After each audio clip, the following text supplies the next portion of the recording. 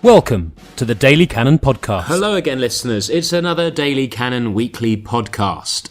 We're here after what is very much a mixed week, and I'm joined by Sylvain Jamais and Anita and Sylvain. How are you both? Hello. Very good.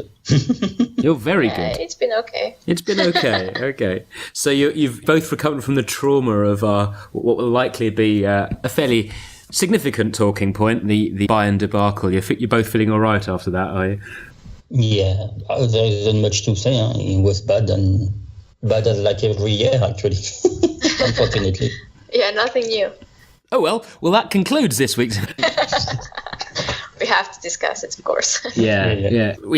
Without wasting any further time, let's crack straight onto it. We've got other things to talk about later, but it is one of those what is there to say moments, isn't it? I mean, we decided to trial our first Daily Cannon sort of video post-match roundup from around the world, and everyone was kind of left in the same sort of position, really. That's sort of universally nonplussed depression. But I mean, looking at the game itself, I mean, what do we think specifically went wrong, I guess, rather than just talking about how miserable it all is? I'm not really sure, because it looked kind of okay during the first half, the tactics that Wenger prepared. And, I mean, we did have a very positive result, and there was a slight glimpse of hope that we might even score first in second half or something.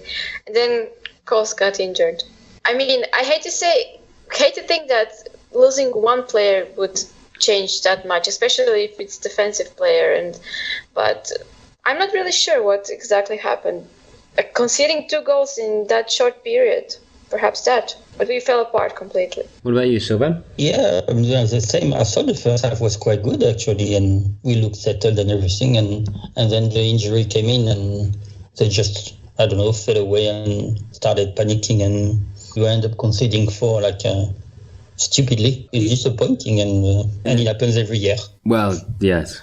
It is the thing of, for all this side's discussion of mental strength and all this team's actually quite impressive ability to get results-changing goals late on in matches, that never seems to apply when we fall more than 1 goal behind against a superior opponent. When that seems to happen, we tend to go from kind of reasonably competent to falling apart quite quickly, and as you both say, it's, this is not news.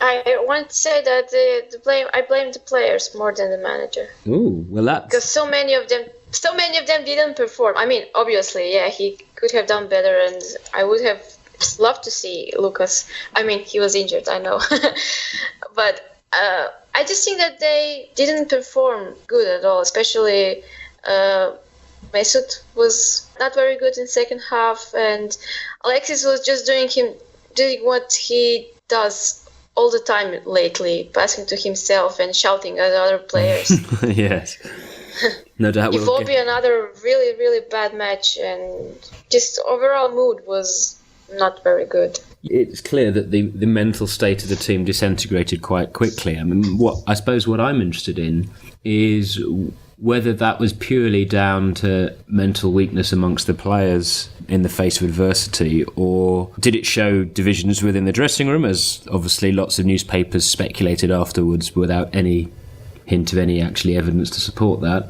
Or is the team's performance actually more influenced by the tactical setup than perhaps we think? I mean, I have to say I'm never the most enthusiastic about Wenger's tactical flexibility, but although it seemed to be doing okay in the first half, the idea of going away to one of the top 4 or 5 teams in Europe and your only tactical change is to drop 5 yards deeper in the pitch doesn't strike me as being a particularly intelligent way of approaching the game, particularly as Bayern were sort of following the Barcelona model in a way of really, really stretching and really using the width of the pitch in the way that we just didn't and haven't done for some time. Yeah, I think the problem is, we've been speaking about it for years now, the defensive setup is really bad at Arsenal. We saw it against Sutton as well. They don't really press as a team. You get like one guy going out to ball, then another one, then a third one. But it's not like properly organized. Like your defensive block should shift together to the left or to the right and move together. Like lines should be tight and everything, and it doesn't happen at all. It's like so if you play a team that really, like you say, very good on the ball, know what to do, what to do, go to opposite wing and just cross the ball and everything. You just have a disorganized defense. And yeah, it's right. That one is really on Wenger's. It's his job to organize, and he doesn't work. Well, what could have been done differently? Who would you play? Who do you think would make the change? To me, it's not the players, it's the organization who's failing, to be honest. It's not really, because if it's A or B on the left wing, who's not shifting to the right when you need to, unless the player is super intelligent and knows instinctively how to defend properly or where to go, it doesn't really make a big difference on the tactical side. So, depending on form. Well, I think even beyond that, there are very basic tactical issues, because we saw PSG destroy a slightly disjointed Barcelona, and that was because they didn't let themselves be outnumbered in midfield and actually played with real dynamism in central areas and stuck someone on the half-back, on the defensive distributor, and stopped Barcelona from being able to get their game going. Whereas, Bayern, albeit with very different players, have a not massively dissimilar setup in their team structure. You've got Alonso distributing from deep, you've got a real possession game based on width, and you've got them trying to, get round you, playing multiple triangles in central areas. And unlike PSG, we ended up sticking with our same rigid formation, where you have two central midfielders in slightly deeper roles, basically being outnumbered all the time. And because our wide players are more like inside forwards, they're having to stretch themselves wider as well, which just leaves such huge gaps. And Bayern tweaked their setup slightly in the second half, and we had absolutely no answer for it. And the first thing I'd have done, even before the game, I thought our formation was pretty unintelligent. In that situation, you play three people in a central role, one of them slightly deeper. If you're against a superior opponent and you can't play overtly defensively, then you've got to match up the formation a little bit, or you're just going to get carved apart, as happened. I would have definitely started Coquelin and Oxlade-Chamberlain essentially ahead of Xhaka distributing from deeper, simply because then you might have had enough legs to at least be able to stop Bayern from being able to wander through whenever they got possession in the second half. Now, that's not to say that any of those players are ideal for those positions, but given who's fit, that's what we've got. But we just allowed ourselves to be totally outnumbered as soon as the ball was in transition, and that also served to completely isolate all our attacking players. Has to be said, none of them played well, but everyone's been very critical of Ozil. But if you can't get him the ball, except in a deep-lying playmaker role when he has to come deep to get it, expect him to go and make tackles and run out and dribble past people isn't what he can do. But anyway, that's my thought. Any feedback on that? Yeah, I know I said that I blamed him more. That's because I always kind of expect that players, world-class players as we have, at least two of them, they should be able to create something out of nothing. I don't know how to say that. I don't expect them to win us matches or something, but to make a big difference when the whole team is not doing that well, but they are trying and something, but everyone besides Alexis, who is always shouting and pointing forward, was looking like they gave up when we conceded those two goals and when Koscielny got injured. You mentioned Coquelin, and yeah, I know you added that he's not one of the best players for the position, but he's what we got. Why didn't you say that maybe perhaps Xhaka and Ox would play that deeper in midfield? Simply because I still think we needed to match up with the numbers, and I think that when you've got the ball against a team that's very good at pressing defensively, you need the first recipient in a deeper position to be, a good passer, which Coquelin isn't. You want Coquelin's there to run around and attempt to tackle people, or not, as is the case in this game, where he had no tackles at all. He didn't do anything at all. That's the thing, is there was a lot of criticism of Ozil in the press and on online, but I think he made more tackles and more passes than pretty much all other midfielders put together. So he deserves that doesn't happen usually. No, but he deserves a bit of slack. I thought in the second half, until the team completely collapsed, he was at least trying to take some responsibility where others weren't. But hell, I mean, Bayern are better than us, and we knew that before the game, and we're in certainly no doubt about it now. Yeah, but it frustrates me that it looks like the players also thought that and knew that and just gave up. I mean, you're right. I mean, I don't know what your thought is, Sylvain, but I mean, I think part of the reason why it felt like such a catastrophic defeat and why it hastened the discussions about Wenger is that the mentality of the team was so weak. The ability to fight through adversity just wasn't there. And again, we've seen that a few times. When the ball starts rolling heavily in the wrong direction, this team doesn't know how to just stand and fight. Yes, I agree. There's no real leadership actually on the pitch, which is something that's really important because, as you say, when things go wrong, somebody has to come and shout at people and pressurize everybody to be competitive and try to get back into the game. And he was thinking, where are those guys? Roy Keane, Didier Deschamps, people like that, who leads by example and even are shouting sometimes. We didn't see them. If you don't have someone like this, you're just gonna sink basically, and that's what happened. So it's a bit strange actually that you don't find someone with like mental strength and leadership quality to lead the guys. I was gonna say, is that also on Wenger because of our captain's issue?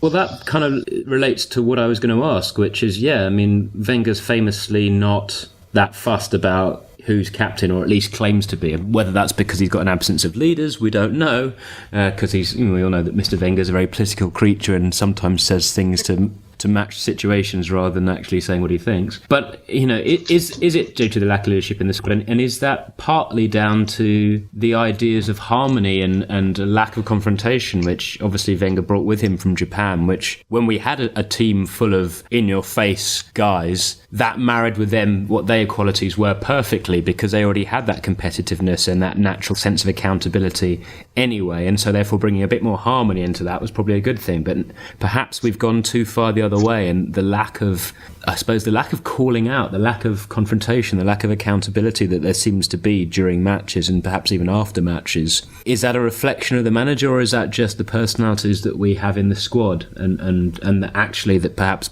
players with real character maybe cost more money? What do we think? First, on the captaincy, I think Wenger is French, and in France we don't put as much emphasis on the captain as in England, for example. For us it's the guy with the thingy on the arm, and that's about it. So it's not I don't know how you call it in English. Armband. Yeah, the armband. Yeah, I think Wenger is still in the French way that way. I'm just going to interrupt for a second just to say it's interesting that you say that, but you also previously, as a prime example, gave Didier Deschamps. Yeah, Deschamps is one of the rare French captains who was shouting. I mean, Platini wasn't shouting much, Zidane wasn't shouting much. They led by example, but Deschamps obviously, even Desailly wasn't really a shouting guy actually when he was captaining France. But it's the English thing to shout, and that's what English people do. Yeah, but remind me which one of them captained their country to win the World Cup? Bobby Moore? No, I'm talking about the French team.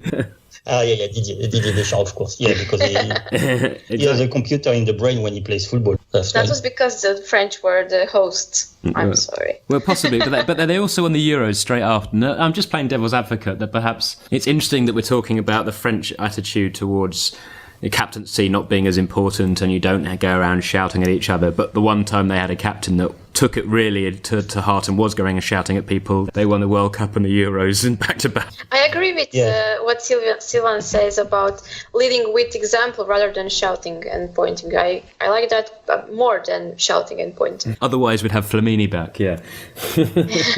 Perfect captain. I mean. But you need to be useful though. So you were saying, I think Wenger's also in the psychological profile when he recruits. Maybe you're right, he doesn't recruit like shouting people or confrontational people actually. We know he does psychological tests on players, so maybe that's one area when he's getting it wrong. I mean, it's just interesting. That's what I would think. The contrast, isn't it? Because Arsenal, at the moment, are famously a team of mostly nice guys, managed by an incredibly honourable guy.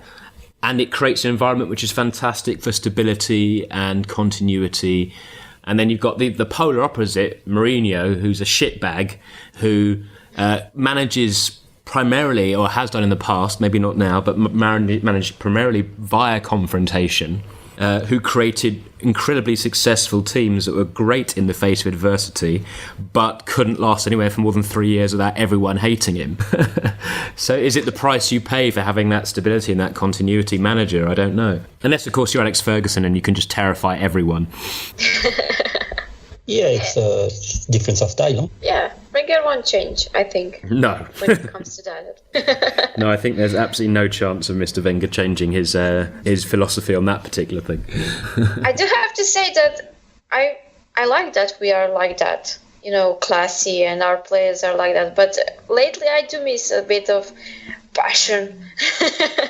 And sometimes I wish our players were more shouting and at least talking to the referee when he sends Xhaka off for nothing again.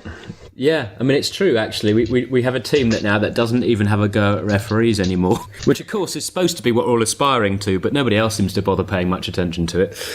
Yeah, I mean, I usually roll my eyes on stuff like that when other teams do that and surround the referee. And I don't want us to do that, but just, I don't know, show that you're not happy with some decision. I mean, I saw that Mustafi is doing that. He's constantly talking with the referee, and it's okay. It's good to see a bit for a change when others are like, walk away and just put their heads down, and that's okay. We go on. That's one more yellow card. What's to do with that? And I need a little bit more of passion and shouting, but nothing too much.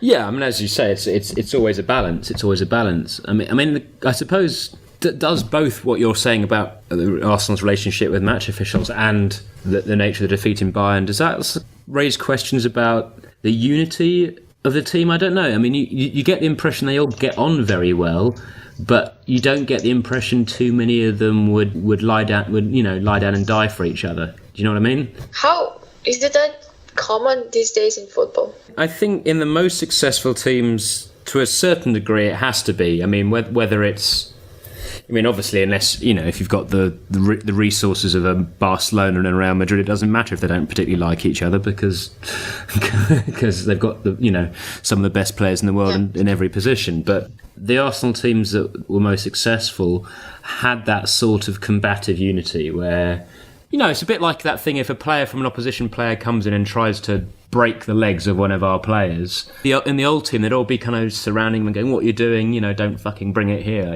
whatever. And now you see incredible dangerous challenges go in, and it's only 2 or 3 of them are kind of even expressing an anger at that. And I don't think it's necessarily something we should specifically aim for in that manner, but does it reflect a lack of collective fighting spirit, I wonder? Yeah.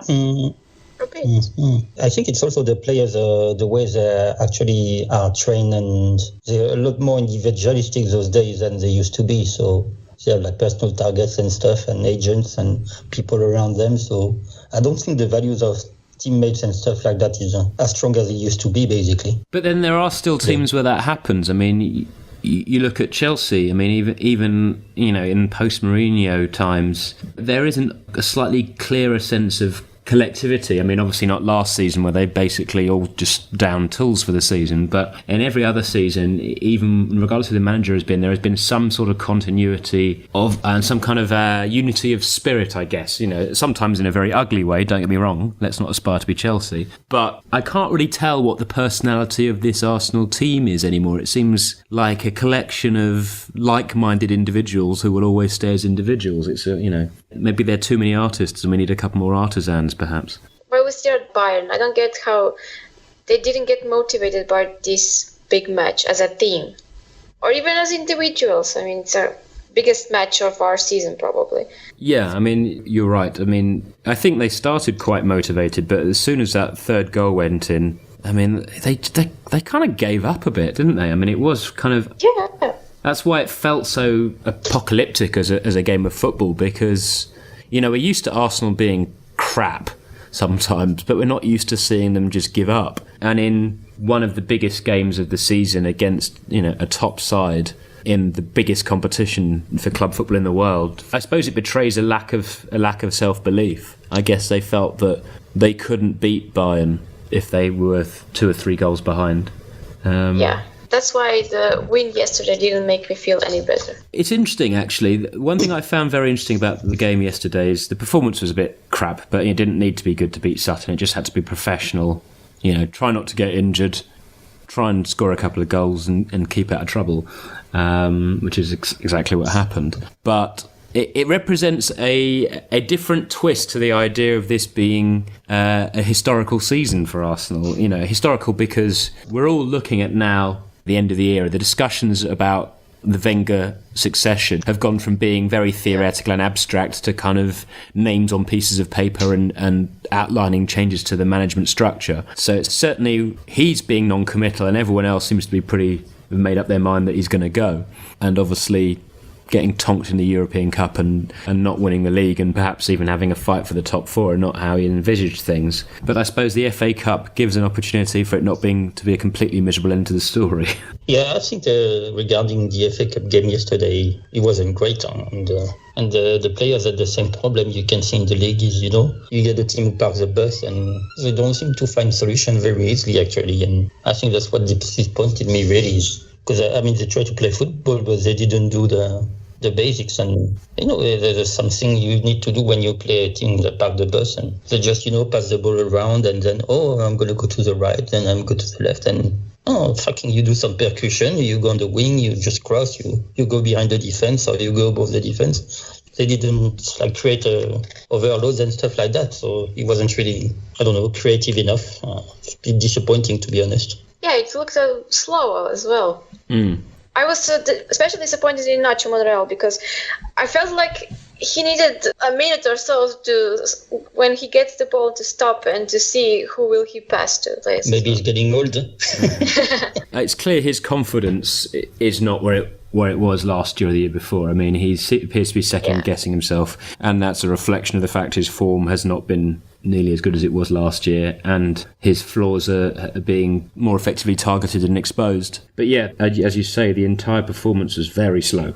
They moved the ball in a very pedestrian fashion, apart from the odd slight quickening of the pace with a 1-2 every 15 minutes around the edge of the opposition penalty area. They made it remarkably easy for Sutton to defend by playing at such a low pace for quite a lot of the time, and part of that came from the central midfield, and it seems increasingly the case, even ignoring Wenger's tactical failings, that we all thought central midfield was a great strength for us at the start of this season, looking at the amount of players we had of high quality, and it's increasingly looking like actually our weakest position now.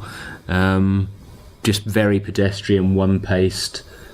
Xhaka's a great passer of the ball, but he needs to speed up that passing ability, and obviously his ability to cover ground is not fantastic. And El Neni yesterday looked like a player that isn't ever going to pull up any trees. And how much of that is down to the system, I don't know. But our central midfield has looked slow and weak quite a lot recently. Third match in a row, I'd say. Well, possibly longer, because obviously, we didn't have a great result against Watford. Yeah, I kind of blocked that in my memory. or Chelsea, and even the games before that we won. The last time we had a really convincing midfield performance was at Oxlade-Chamberlain and Ainsley Maitland-Niles. But that was against fairly weak opposition. So I think there's still big question marks about the midfield, despite the number of players we've got. I'm especially disappointed in Alexi Volby. His last month was he was getting worse and worse in every match. Either misplacing passes or deciding to pass when he should shoot, and generally not looking very confident in what he does and not creating much at all, as we saw he can when the season started. Maybe it was going too far, expecting too much from him. I don't know, but last few matches really, the other team had an extra player. I think it's undoubted that his form has tailed off badly, and he could do with being out of the team for a little bit, or at least just on the bench. And perhaps now Lucas is fit, and with Welbeck coming back, that's going to start to happen, because both offer more than him in a more direct way. Yeah, he gets a chance. He gets the chances, and they don't. Yeah, well, I mean, that sort of brings us on to the Lucas thing, really, which is obviously there is the conflicting reports about what his agent may or may not have said to an Italian website. Yeah. But Lucas said yesterday that it's okay. Yeah, I mean, for anyone who hasn't been following the story, there was a story by an Italian website suggesting that Lucas's agent said that he wants to leave at the end of the season because he's pissed off because he's not playing, which is entirely understandable to a degree. And then his agent slightly clarified that by saying, well, of course he's pissed off he's not playing, but he's not thinking about beyond the end of this season. And then Lucas came out and has now said himself that, yes, he wants to play more, but he's got to win the trust of the manager, blah, blah, blah, and suggesting that perhaps he's a little happier than his agent was suggesting. But it's a tricky one with Lucas because he's had a habit of picking up little niggling injuries at the wrong times. As you say, Anita, Iwobi's form has disappeared, but just as Iwobi's form has disappeared, Lucas picked up 2 little ankle knocks in a row, which meant he wasn't fit to even be on the bench. I think we'll see more of him because it was telling that after the match yesterday, Wenger was saying that he wants to play him more. Well, obviously. He was man of the match yesterday, I mean, at least for me. Yeah, I mean, there wasn't a great deal of competition in that. That's true. But I mean, he was constantly trying, and I like that. Yeah. And he scored. I mean, and if the other players were more up for it and in having their goal-scoring boots on, I think he would have like 2 or 3 assists, perhaps. Yeah, as you say, his endeavour didn't die down in the way it did for others, and he's someone that. His link-up play is not always the best, but his work rate's really very good. And even if he's not always capable of doing it, he seems to be very good at knowing what you should do in a given situation. I particularly enjoyed, seeing as you mentioned his goal, his opposite celebration. Like he didn't even do the Theo Walcott sort of weak smile handshake thing. He kind of scored, the ball went in, and he immediately looked pissed off and started having a go at one of his teammates. He always looks like that kind of when he scores. He doesn't seem to enjoy it very much, does he? That's really odd, but I guess everyone has their own ways. But yes, I mean, I'd be very surprised if we don't see more of Lucas and slightly later down the line Welbeck in the team over the coming months, simply because they're bringing more when they are able to play than those who are currently picked ahead of them, and so it would sort of suggest an error of judgment on the manager's part if they're not getting games. I mean, what about you, Sylvain? Any more observations about the cup game last night?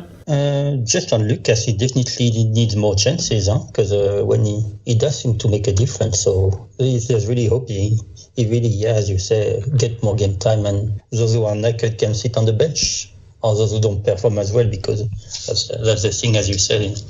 If you don't perform, you after like 2 or 3 games, get on the bench. Leave it to the guys who are motivated and want to do something. Definitely. That sort of taps into a broader thing, really, in that we now have quite a strong squad, really, and certainly stronger than it's been for a long time. There has been a relative lack of accountability for performance levels, partly due to the fact that the backup players keep on getting bloody injured. But we haven't seen that many players dropped for bad performances, if they've been sort of identified as first-choice players. And, hopefully as the options available increase, we'll be able to see some of that accountability return, because it's the absence of that increases the likelihood of what we saw against Bayern. If players are desperately fighting for their place, they're more likely to bust a gut even if it's a lost cause. Or at least that's what I think. Yeah, that's logical and good thinking. Do you think we all agree that Lucas should start more, but as a striker or maybe as a winger, what do you think? Sylvain? I'd rather have him on the wing, but personally I always prefer to have Giroud up front, but or Giroud with somebody else up front with a front two, but that doesn't happen anymore. No. So on the wing to me is better. So dropping Walcott or Iwobi? Iwobi. No, Walcott is doing okay at the moment. I mean, fair play to him. What's going to be interesting is, of course, as players' fitness increases, we have the option to have a front line of Alexis, Lucas and Welbeck before the season's end, which obviously, has a lot of promise and is very exciting because all players can fulfil equally well the roles of winger or striker, and so it should create the capacity to interchange a lot more. And they all bring a certain amount of creativity via one means or another to the team. So I'm very hopeful we might see that. But I think with Lucas, if he's playing with Sanchez, it doesn't really matter whether you're playing him up front or on the wing because they're going to swap anyway, and they seem to have a reasonably good understanding with each other. Yeah, I mean we need to see more of Lucas. It's funny, he's kind of less overtly skillful than quite a lot of other players, but his decision making seems a lot better. So from that perspective, I'd rather have someone who knows what they're doing rather than someone who can do lots of wonderful things but can't decide what any of them are. Which also slightly leads me to Geoffrey Adelaide, who took a lot of stick after the game in the cup. I mean, what do we make of him? He's turned into a bit of an enigma when we see him. You see little flashes of great skill and you see this amazing physical potential. He's 6'1", he's quite quick, but yet the game just seems to pass him by. Any thoughts? I think the problem with him is I'm not sure what his best position is, to be honest. I don't know if we should play as a playmaker, like a real number 10, because he seems to be playing a bit deep for me. And also he's taking risk in the wrong areas. That's why he should play higher on the pitch, because you don't lose in those such area ball, and because he's straight to counter-attack and bang. So he's doing some stupid stuff in the wrong areas, which is a problem. But if he would play higher, I think he need to play a little bit higher on the pitch, but that's where Ozil plays, so oops. Yeah, good luck, yeah. Unless Ozil goes... we'll get on to that. He's still young and he needs to learn. I agree with your assessment that they've got to work out what his actual position is, and I think at the moment he's just a good footballer but without a position. Every time you see him, he seems to be playing in a different position, and still hasn't once played as well as he did in the Emirates Cup as a 17-year-old in pre-season, which got us all so excited. Even in the reserve team, you see a player that can occasionally take charge of a game for 5 minutes, but never takes charge of a game for the whole game. So I think it's something of a personality thing as well, and hopefully maturity will bring him greater strength, but we shall see. I mean, with a view to, before we start getting into really gloomy stuff about what happens next and all the rest of it, I just wanted to raise a little thing about the FA Cup. Apparently, every time Wenger's played against a non-league team, we've won the FA Cup. So that's a nice omen. And obviously, we're now playing against another non-league team in the quarter-finals, which, barring an absolute disaster, will get us into the semi-finals, where there'll be some strong opposition, no doubt, awaiting us. But it's an interesting one because it's almost worth more, this one, because if we win the FA Cup this year, not only will we become the team that's won it more than anyone else, but also it would make Wenger the most successful manager in the competition's history, taking him past some bloke who managed in the 1880s and 1890s, and he managed for 42 years. It'd be going to be a very interesting one. If this is the end of days and we're talking about Wenger leaving, and Wenger said that he's going to kind of make up his mind in March or April, it'd be very interesting to know what the mood around the club would be like if we had an FA Cup semi-final against, say, Spurs or Chelsea, and Wenger had announced that he was going to call it a day. Do you think Wenger will say anything one way or another before the end of the season? And if so, what do you think the impact of that would be? Well, I think he will respect his word. As he said in March or April, I think he will say his decision, no matter what the FA Cup results or anything. But I agree that this would be a great send-off for him. What about you, Sylvain? Any thoughts? I think we've seen in the past where managers tell the players and the press early that they're leaving, and I don't think it works really well. I think we saw that with Ferguson, and I think there's some French national team as well where they told the players too early, and the players don't give anymore because they know the guy is not going to be there next year, and they might not react well. Not always so. Yeah, but they can react quite opposite. Try to win for him. Yeah, it really depends on the player's mentality. So it's a risk, basically. And also how much they like him. In the French... Yeah, that's it. If they think he's not there next year, I'm going to play and whatever. Thank you very much. Yeah, the French national team is not always the best example for judging judging these things. Yeah. The reasons have not always been there. Indeed. It'd be interesting to know, obviously, the mood around the club's quite negative at the moment, and the criticism of Wenger's fairly constant, and of course, there's even people taking banners to the bloody game last night. Which strikes me as being a bit fucking pointless, frankly. It's sort of, you're a bit late to the bandwagon there, guys. The conversation's already happening in the public domain.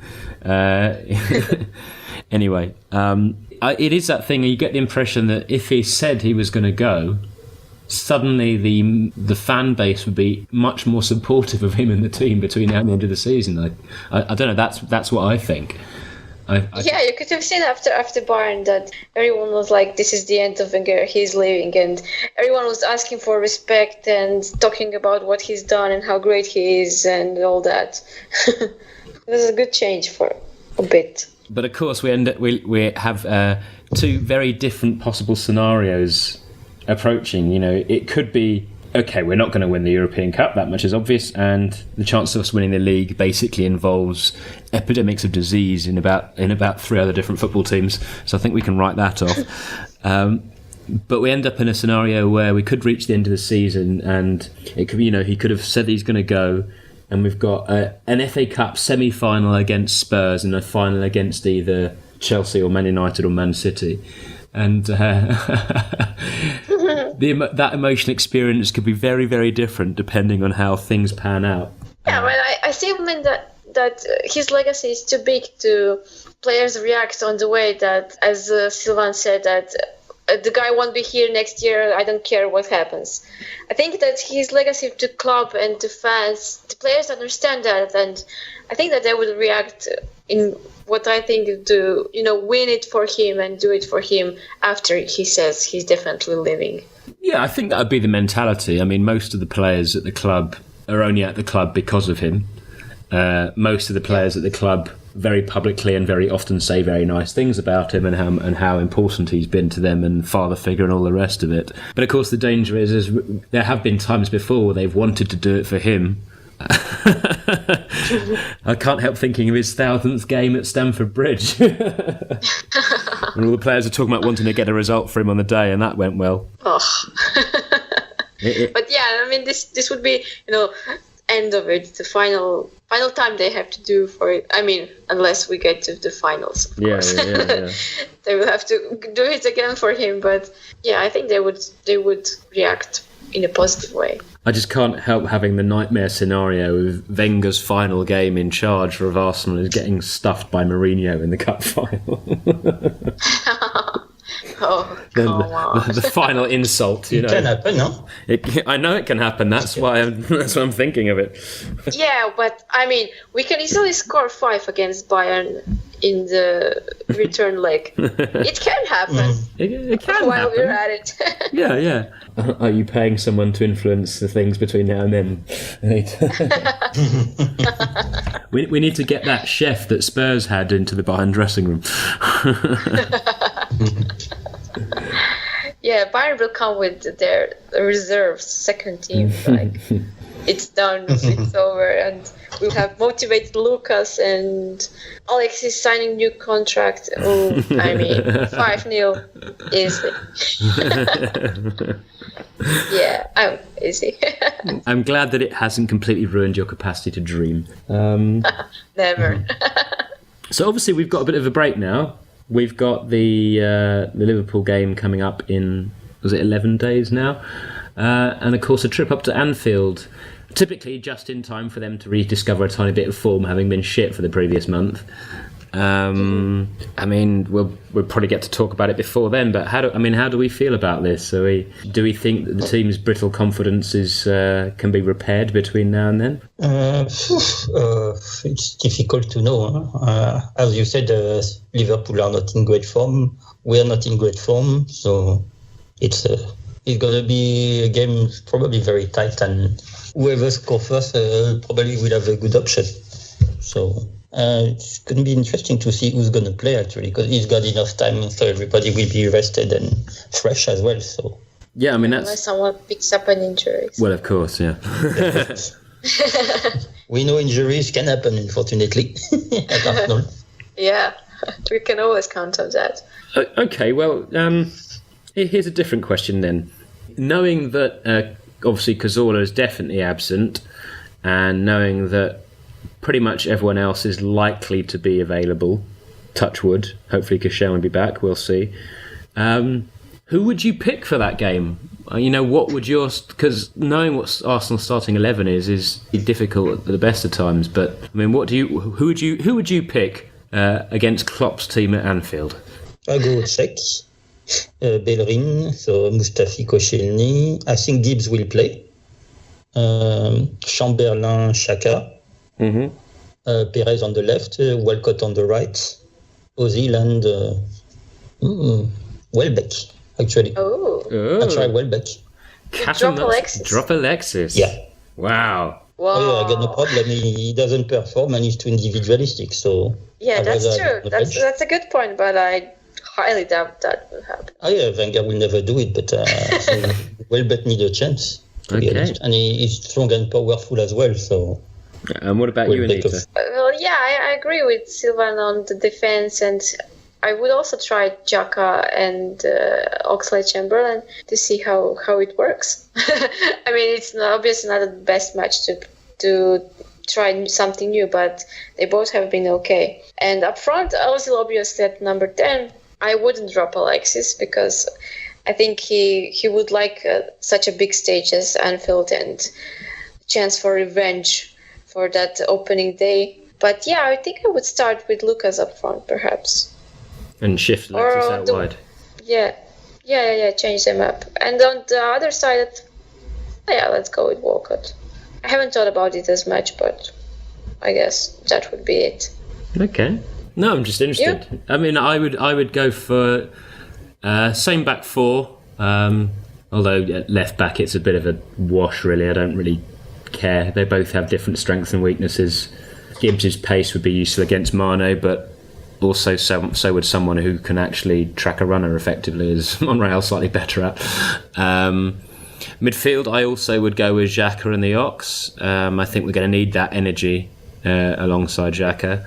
I don't think Liverpool are a team that are so good we need to change our formation. So I would keep Ozil at 10, but I'd ask him to pull back a little deeper at times, more of a sort of an 8.5, and then I would have who would Liverpool play? I would actually have Alexis up front, Welbeck on the left, and Walcott on the right, with Perez on the bench, simply because I think Welbeck would do better against Nathaniel Klein than Perez would. So there you go. So broadly very similar, but with a few little differences in the attacking areas, which is interesting. Yeah. Okay, well, we'll find out if we're right soon enough. No one picked Giroud. No, well, I definitely have him on the bench because I think he could give their defence trouble, but I think we performed better as a team without him starting. Despite I think he's an underrated player. I think we're going to need as much mobility as we can against the Liverpool defence, which, particularly as the centre of their defence, is a bit immobile compared to other situations, and they'll probably have Klavan and Matip in the central defence, and they're both quite big and strong, so you want something a bit different to challenge them. So, but I did think about it. Honest. I suppose there's two ways we could go from here, and we could either have the great Arsenal autopsy, how should we restructure the club, but I suspect that's a whole series of podcasts on its own. And of course, knowing Wenger, he might sort of decide to stay and render it all irrelevant. So I suppose the final thing to wrap up would just be to talk about, as we sort of previewed last week, the Kelly Smith retirement game, the 20-year Kelly Smith game. Were you actually there, Sylvain? Yeah. Of course, I didn't want to miss that one. So it was nice and friendly. Not very competitive, to be honest. Lack of intensity at time, but it was really fun. Actually, we had Howard Webb doing the refereeing. Actually, yeah. So that was quite fun. He gave somebody red carded him during the game and stuff like that. He actually did a header during the game, which really surprised me. because Kelly's team cleared the ball with the head, and you see him like boom heading the ball, and you're like, what? Like that. We had the usual, giveaway penalty, so that because Kelly wasn't playing because she's pregnant, obviously, so they gave our team got a penalty with like 5 minutes to go. The dodgy penalty where there's a rugby tackle.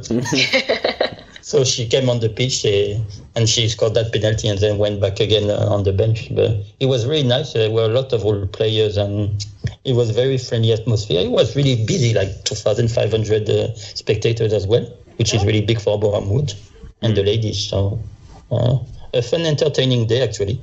Was quite nice and a good farewell to Kelly. I mean, it's now official. She's coaching the reserve team now, so we can say it. and like in previous editions where we couldn't say it. So it was quite funny. She actually, at the end, toward the second half, all the players from Kelly's 11 were all naked. So they started putting on the reserve team that will now be coached by Kelly. So in the end of the game, you had like 7 or 8 players from the reserve on the pitch. It was quite nice actually. Yeah, that's a nice transition. Well, a fun day. Cool. And there was a whole host of old faces came out, didn't they? Even Hope Powell was there wandering around. Yeah, Hope Powell was there. She played 20 minutes and got injured, unfortunately. That reminds me of the Legends game between Arsenal and Real Madrid, where Ray Parlour had to go off after about 5 minutes after doing his hamstring. yeah, that's what happened. Those players haven't played properly for a while, so they just come in and, even if it's like a friendly game, it can be a bit hard physically. Yeah, you can always see the ones who've kept in training and the ones that haven't. Yeah, because Kelly's team had also a few girls who still play and play at the top, like Steph Houghton, Jill Scott, Laura Bassett. So you can see those who were running everywhere, and just like the normal players who's retired and don't play that much. Some of them play like 10 minutes and just went off. Well. Now we had Faye White as well, who just played 1 minute or 2 minutes at the end of the game. And we conceded 2 while she was there. Like the old times. But never mind. Yes, the female Tony Adams as she was. It was nice. Yeah, cool. Well, I'm glad to hear nice. it went off well and that they got a good turnout, because the location is not great for someone like me to get to, but it's she's someone whose career certainly deserves celebrating. Yes, definitely. Right, well, I think that seems like a logical time to wrap up for this week. As I say, the other discussions that logically are in the air possibly need an entire podcast of their own. Maybe next week when we don't have a match. Yeah, a very good idea. We can have our strategic planning session then.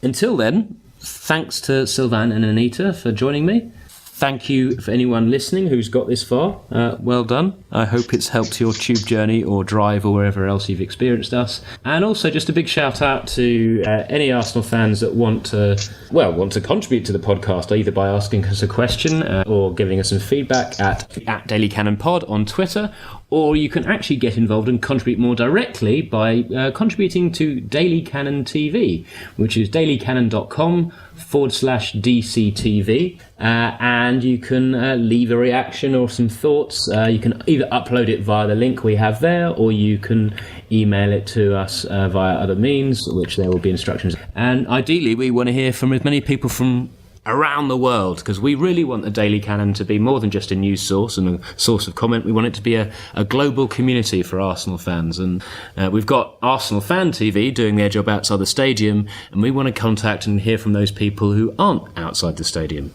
So get in touch, we'd love to hear from you, and if what you say isn't utterly insane, then it'll get on our YouTube channel. Okay, well, thanks again for tuning in, and speak to you all soon. Bye.